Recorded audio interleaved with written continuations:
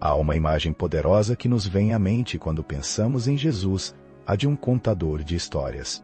Ele não se sentava em púlpitos elevados, mas em barcos à beira de lagos em encostas de montanhas, e seus ensinamentos fluíam como rios, irrigando a terra do coração humano.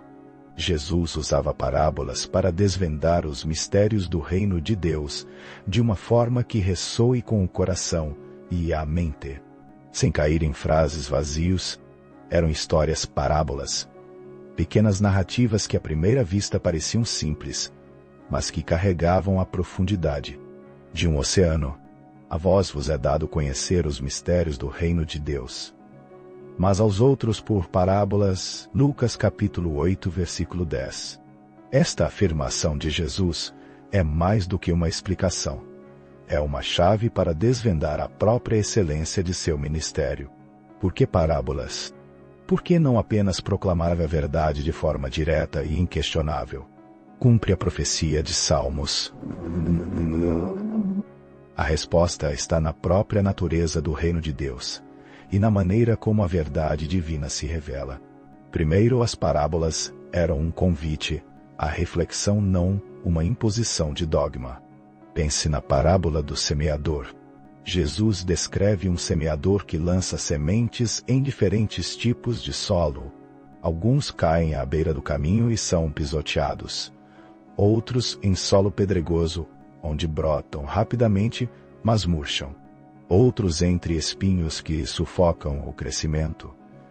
E, finalmente, alguns em boa terra que produzem abundantemente. A princípio parece uma história sobre agricultura, mas a cada ouvinte a pergunta ecoa: qual é o meu terreno? Jesus não disse: vocês são terreno pedregoso.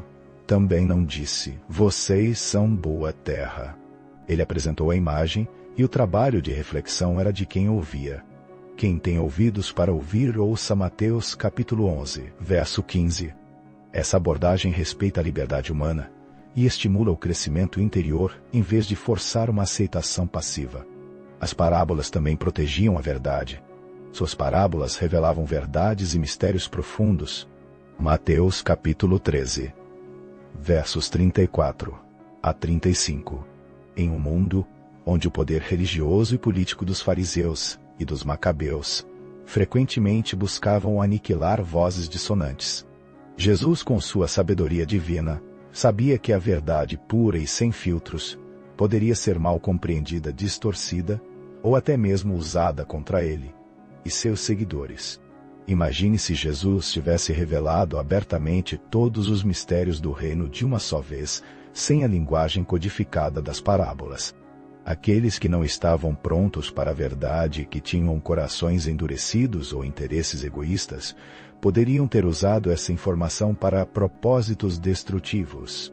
As parábolas serviam como uma espécie de filtro espiritual, permitindo que a verdade fosse compreendida apenas por aqueles que tinham ouvidos para ouvir e olhos para ver, ou seja, aqueles com um coração receptivo e uma mente aberta para a busca do divino. Para os céticos e hostis, as parábolas permaneciam como histórias enigmáticas, sem dar-lhes material para acusação. Além disso, as parábolas funcionavam como um catalisador para a fé genuína. A verdade do reino de Deus não é uma lista de regras ou um conjunto de fatos para memorizar. Jesus explicou aos seus discípulos que quem conhece a Deus receberá mais conhecimento. Mas quem não conhece a Deus perderá até o pouco de conhecimento que tem. Mateus capítulo 13, versos 11 a 12. Esta é uma realidade viva a ser experimentada e vivida.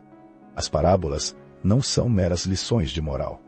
São sementes plantadas na mente e no coração que exigem nutrir e cultivar para que floresçam em entendimento e ação.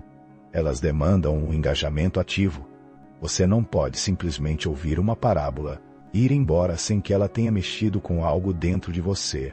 Elas convidam à investigação, à busca por significado, à confrontação pessoal com os princípios ali contidos. Essa busca, por sua vez, fortalece a fé, pois o entendimento que surge da própria reflexão e revelação interior é muito mais profundo e duradouro do que o que é meramente transmitido. E há uma beleza intrínseca na simplicidade das parábolas. Jesus não utilizava uma linguagem acadêmica complexa ou jargões teológicos. Ele falava sobre coisas do cotidiano: lavradores, e sementes pastores e ovelhas mulheres, e fermento pescadores, e redes pais e filhos. Ele pegava o familiar e o elevava ao sublime, mostrando que o reino de Deus não é algo distante e inacessível, mas está entre nós, presente nas pequenas coisas da vida diária.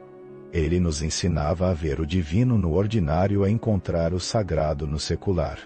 As parábolas tornam a verdade acessível a todos, independentemente de sua formação ou status social. Elas quebram as barreiras do intelecto e alcançam o coração, porque a linguagem da vida é universal. Finalmente, as parábolas são uma prova da sabedoria e do amor de Jesus. Ele não impôs o reino, ele o convidou. Ele não apenas declarou a verdade. Ele a codificou de uma maneira que nos permitisse descobri-la por nós mesmos. Essa metodologia é um testemunho de seu profundo conhecimento da psique humana e de seu desejo genuíno de que cada um de nós chegasse à compreensão e à transformação de forma autêntica e duradoura. Assim, quando Jesus diz a vós, vos é dado.